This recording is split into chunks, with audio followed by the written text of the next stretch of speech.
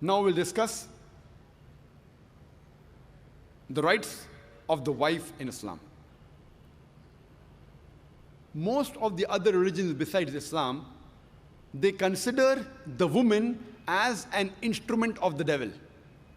But the Quran refers to the woman as a muhsana. Muhsana in Arabic means a fortress against the devil. Because a pious woman who's on the straight path, she prevents the husband from deviating and going on the wrong track and keeps him on the Sirat al-Mustaqim. Therefore, she's called as muhsana, a fortress against the devil.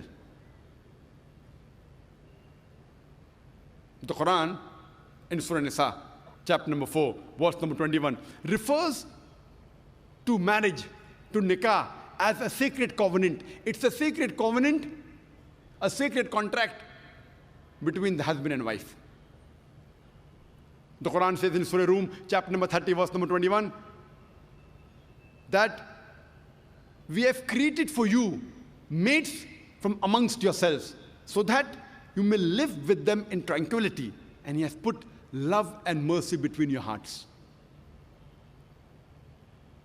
The beloved Prophet Muhammad, he said, it's mentioned in Sahih Bukhari, volume number 7, in the book of Nikah, chapter number 3, hadith number 5066. The beloved Prophet said, "O young people, whoever has the means to get married should get married." The beloved Prophet also said, there is no monasticism in Islam.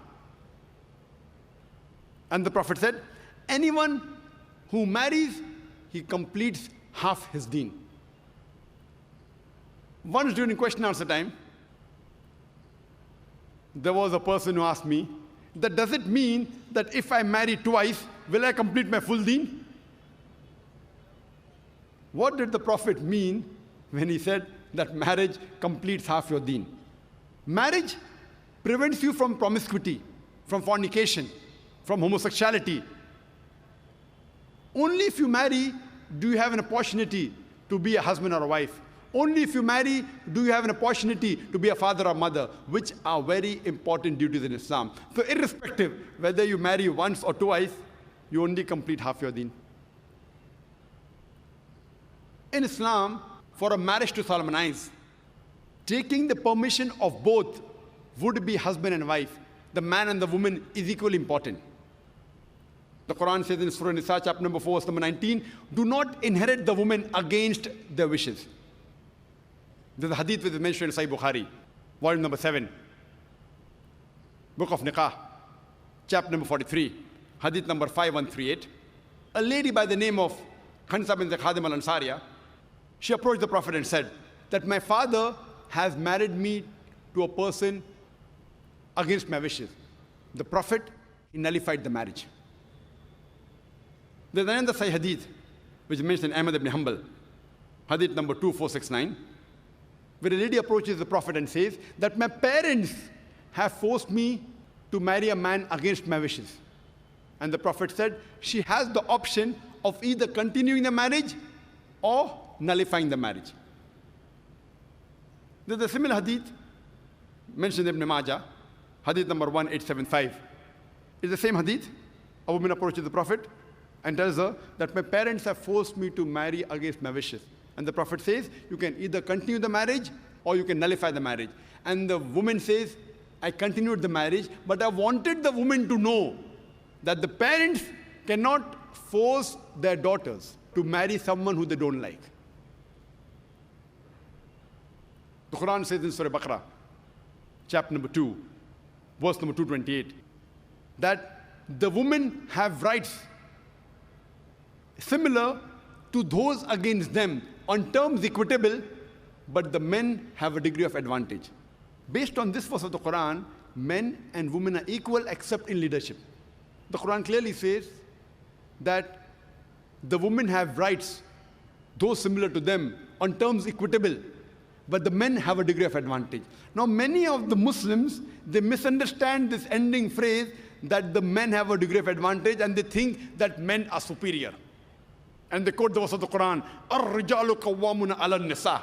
that the men are superior to the women. So Allah has said, the men have degree of advantage, the men are superior. What they're quoting is the verse of the Quran which was recited by a wonderful Qari from Surah Nisa, chapter number 4, verse number 34, which says, Ar-rijalu qawwamun ala nisa, that the men are the qawwam of the women. What is the meaning of the Arabic word qawwam? Qawwam comes from the root word aqama, which means to stand up for. How we have aqama before salah, we stand up for salah.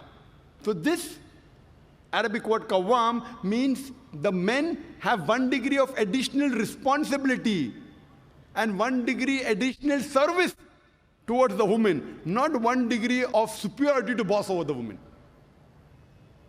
And if you read the tafsir of Tabari, he says the Arabic word qawwam means 1 degree of additional responsibility. Because if you read the verse ahead, the verse says that Allah has given men more strength than the women. So because of that advantage, it's the duty of the men that they should take care of the woman, they should not boss over her. Furthermore, Quran says in Surah Nisa, chapter number 4, verse number 19, that treat your wives with equity and kindness even if you dislike her. Means even if you don't like your wife, yet treat her with love and compassion. And treat her kindly, even if you dislike her. Even if you dislike her, treat her with kindness and compassion. And in Islam, we do not consider calling the women as housewives. Housewives. You know, housewife, if you analyze, means she's married to the house. In Islam, we don't consider our women, they're married to the house, to be called housewives.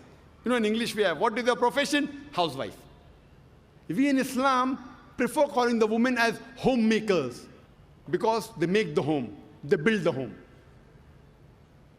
So inshallah, I believe that the ladies from now onwards, when they have to fill any form, instead of writing the profession, if they are not to write housewife, that's English terminology.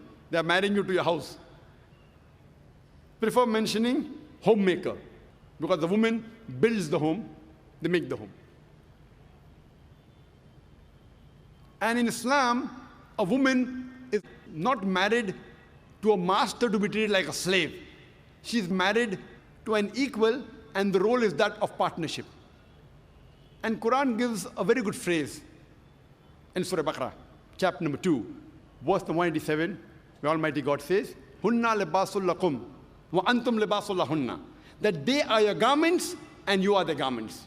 That means your wives are your garments and you are the garments of your wives. What is the role of garment? The role of the garments is to beautify, to conceal, to protect. The husband and wife, they conceal each other's faults.